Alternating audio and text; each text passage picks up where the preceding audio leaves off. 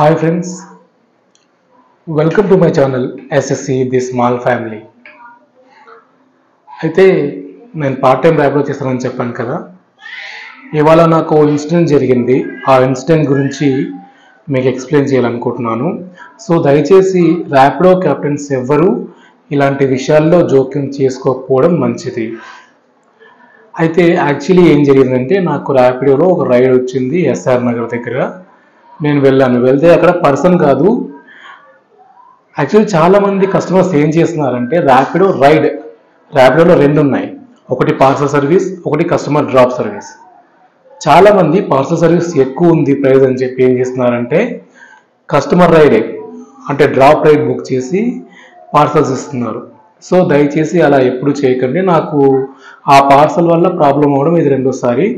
Actually ఇవాళ జరిగిన problem ఏంటంటే, నేను ఎస్ఆర్ నగర్లో పిక్ చేసుకున్నాను పార్సల్. యాక్చువల్లీ అది డ్రాప్ రైడ్. పిక్ చేసుకున్న తర్వాత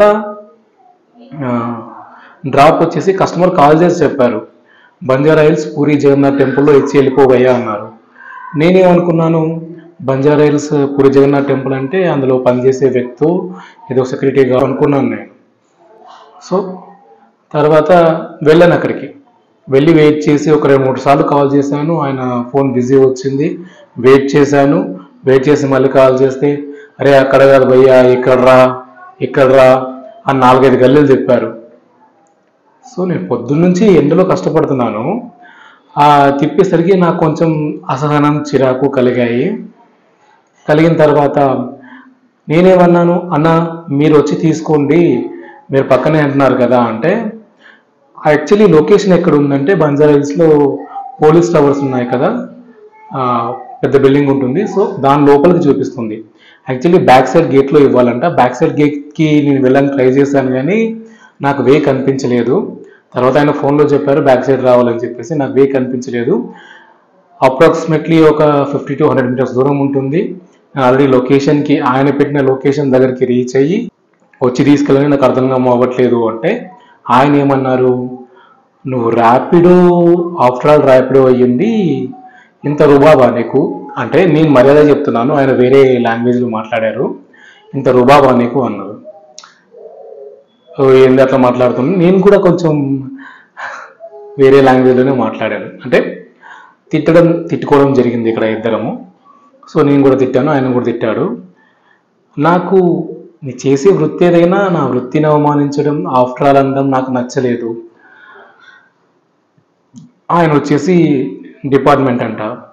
ఇక తర్వాత ఏం జరిగిందంటే, డిపార్ట్మెంట్ అంటే నాకు తెలిసి పీసీ పోలీస్ కానిస్టేబుల్. అయితే తర్వాత ఏం జరిగిందంటే, ఆయన కాల్ చేసి నన్ను బెదిరించడం స్టార్ట్ చేశారు. నేను తిట్టాను కదా, నేను ఒప్పుకుంటున్నాను తిట్టానని చెప్పేసి. ఆయన రైజ్ అయ్యారు, నేను రైజ్ అయ్యాను. యాక్చువల్లీ నేను క్లారిఫికేషన్ ఇచ్చేది ఏంటంటే, తిట్టే ముందు ఆయన ఫలానా పోలీస్ డిపార్ట్మెంట్ అని చెప్పి నాకు తెలియదు. నాకు యాక్చువల్లీ పోలీసులు అంటే చాలా గౌరవం, రెస్పెక్ట్ ఉంది. కాబట్టి ఒకవేళ తెలుసుంటే నేను అలా తిట్టకపోయేవాడినేమో. ఎందుకు అలా తిడుతున్నారని చెప్పేసి నేను ప్రశ్నించేవాడిని, కానీ తిట్టకపోయేవాడినేమో. ఎందుకంటే ఆయన 4-5 గల్లీలు తిప్పారు. అందువల్ల ఆయనకు చిరాకు వచ్చి ఆయన అన్నారు, నాకు చిరాకు వచ్చి నేను అన్నాను. సో ఇది జరిగిన తర్వాత ఆయన నన్ను బెదిరించడం స్టార్ట్ చేశారు కాల్లో. నువ్వెక్కడ ఉంటావో, నీ బండి గత ఏమవుతుందో, నీ గత ఏమవుతుందో చూసుకో, నువ్వు నాతో పెట్టుకుంటున్నావు అని కాల్లో బెదిరించడం స్టార్ట్ చేశారు. సో నేను భయపడ్డాను. యాక్చువల్లీ డిపార్ట్మెంట్ అనేసరికి మనకున్న రెస్పెక్ట్తో ఖచ్చితంగా పోలీస్ అంటే ఎవరికైనా భయం ఉంటుంది. నాకు కూడా కొంచెం భయం అయింది. ఆ భయంలో నేను 100కి డయల్ చేశాను. 100కి డయల్ చేస్తే వాళ్ళు ఏమన్నారు, నాకు రింగ్ కాల్ వచ్చింది, మంచి రెస్పాన్స్ వచ్చింది. వాళ్ళు ఏమన్నారంటే, మీ నియర్ బై పోలీస్ స్టేషన్, ఇది బంజారా హిల్స్లో జరిగింది కాబట్టి, కొంచెం అవతల వ్యక్తి కూడా పోలీస్ అంటున్నారు కాబట్టి, మీరు near by Banjara hills police స్టేషన్కి వెళ్ళి కంప్లైంట్ చేయండి అని చెప్పారు. సో వాళ్ళ సూచన మేరకు నేను బంజారా హిల్స్ పోలీస్ స్టేషన్కి వెళ్ళి కంప్లైంట్ అయితే రాయడం జరిగింది. అంతలోపే ఆ వ్యక్తి అక్కడికి వచ్చేసాడు. ఆ వ్యక్తి అక్కడికి వచ్చేసి, నేనేం చేయలేదు, నేనేం మాట్లాడలేదు, నాకేం తెలియదు, అంతకుముందు కాల్ రికార్డింగ్ తెప్పిస్తా అని ఏదో అన్నాడు. తర్వాత నేనేం చేయలేదు, నాకేం తెలియదు అన్నట్టు మాట్లాడుతున్నాడు. నేను తిట్టానని చెప్పి ఒప్పుకున్నాను. ఒక గలీజ్ మాట అన్నాను అని చెప్పి ఆయన చెప్పాడు, నేను ఒప్పుకున్నాను.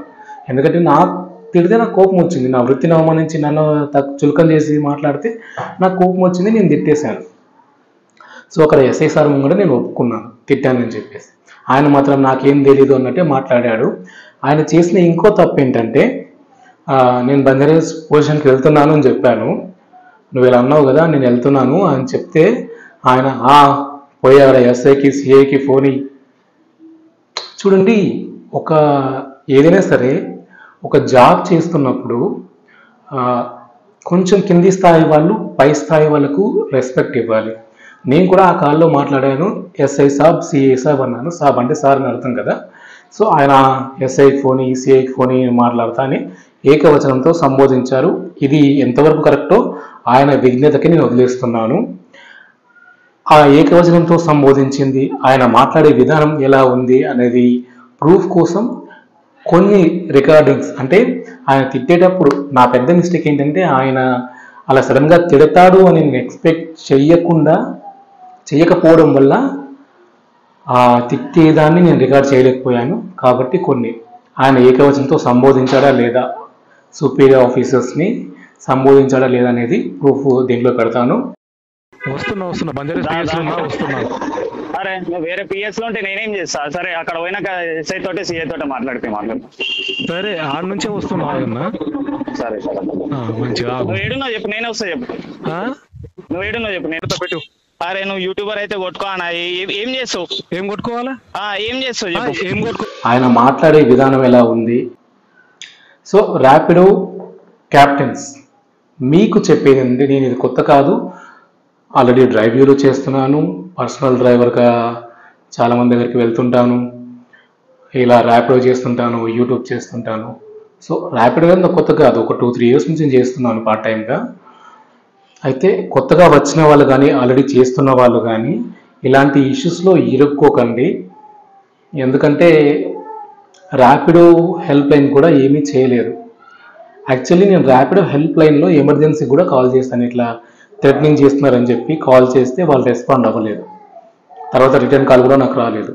సో రేపు పొద్దున మనకు రోడ్డు మీద ఏం జరిగినా కూడా వాళ్ళు రెస్పాండ్ అవ్వకపోవచ్చు, ఇన్సూరెన్స్ అది అంటారు, కానీ అది ఎంతవరకు కరెక్టో తెలియదు. సో ఎటువంటి గొడవల్లో ఇరుక్కోకూడదు, చాలా సైలెంట్గా ఉండడం బెటర్. అలాగే ర్యాపిడోలో యాక్చువల్లీ నేను ఈరోజు ఒక రోజులో ఎంత సంపాదించవచ్చు అని చెప్పి ఛాలెంజ్ చేద్దాం అనుకున్నాను. అన్ఫార్చునేట్లీ ఈ ఇష్యూ జరగడం వల్ల నేను ఆ ఛాలెంజ్ చేయలేకపోయాను. నాకు అక్కడ 2 hours టైం వేస్ట్ అయింది. బంజారాహిల్స్ పోలీస్ స్టేషన్లో మాత్రం ఎస్ఐ గారు చాలా సున్నితంగా చాలా మర్యాదగా ఇష్యూని సాల్వ్ చేశారు.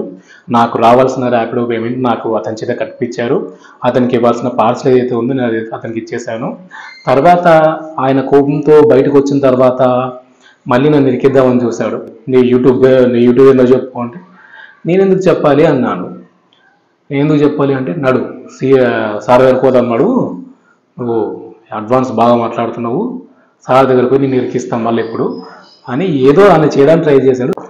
అతను బయటకు వచ్చాక అన్న ఇంకో మాట ఏంటంటే, నువ్వు నన్ను తిట్టినందుకు ఏ కేసు ఏదో తెలుసా అంటే, నాకు తెలియదండి, నాకు సెక్షన్స్ తెలియదు, కాకపోతే సెక్షన్స్ తెలిసిన వాళ్ళు నాకు పరిచయం ఉన్నారు, వాళ్ళని అడిగి తెలుసుకోవాలి. అయితే నువ్వు నన్ను ఆ ఒక్క మాట అన్నందుకు నీ పైన 303 కేసు పెడితే నువ్వు 10 ఏళ్ళు జైల్లో పడతావు అని అన్నాడు నన్ను బెదిరించడానికి. సో నాకైతే సెక్షన్స్ తెలియదు. నిజంగా 303 అంటే ఏంటి, ఒకవేళ అది ప్రూవ్ అయితే నిజంగా 10 ఏళ్ళు జైలు శిక్ష పడుతుందా అనేది మీకు ఎవరికైనా ఐడియా ఉంటే చెప్పండి. Thank you. సరే యూట్యూబ్ ఛానల్ పేరు చెప్తే తప్పే ఉంది అని చెప్పాను. సో ఈ వీడియో అయినా చూస్తుండొచ్చు, చూసినా ఏం ప్రాబ్లం లేదు. నేను తప్పు చేయలేదు. నేను చేసిన తప్పు ఒకటి ఏంటంటే తిట్టడం. అలా తిట్టి ఉండకూడదు. సో అతనికి సారీ, కానీ ఆయన కూడా నన్ను తిట్టాడు, అది ఆయన విజ్ఞతకే వదిలేస్తున్నాను. నాకు అబద్ధం చెప్పడం, మోసం చేయడం, ఇలా నేను ఒక మాట అనలేదు అని చెప్పి మళ్ళీ మాట మరల్చడం, ఇలాంటివి అస్సలు నేను సహించను లైఫ్లో. స్టార్టింగ్ ఫైర్ అయ్యే నా మీద ఫైర్ అయిన ఆడియో కనుక్కుంటుంటే బాగా ఉండేది ఈ వీడియోకి మంచిగా, కాకపోతే ఆడియో నా దగ్గర లేదు. సో ఇది వీడియో. దయచేసి ఎటువంటి గొడవల్లో ఇన్వాల్వ్ అవ్వద్దండి ర్యాపిడో క్యాప్టెన్స్. ఇంకా హైదరాబాద్లో ర్యాపిడో ఏ ఏరియాలో నడిపితే మనం ఎక్కువగా సంపాదించుకోవచ్చు, ఎక్కడ ఉండకూడదు, ఎక్కడికి వెళ్ళకూడదు డ్రాప్ అని చెప్పి కంప్లీట్ వీడియో చేయబోతున్నాను. అలాగే మీకు కూడా ఏమైనా డౌట్స్ ఉంటే కామెంట్ రూపంలో నన్ను అడగవచ్చు. So thanks for watching. కొత్త వాళ్ళు కనుక ఎవరైనా వీడియో చూస్తున్నట్లయితే దయచేసి నా ఛానల్ సబ్స్క్రైబ్ చేసి లైక్ చేసి షేర్ చేయండి. Thank you. మళ్ళీ నెక్స్ట్ వీడియోలో కలుద్దాం. అంతవరకు సెలవు.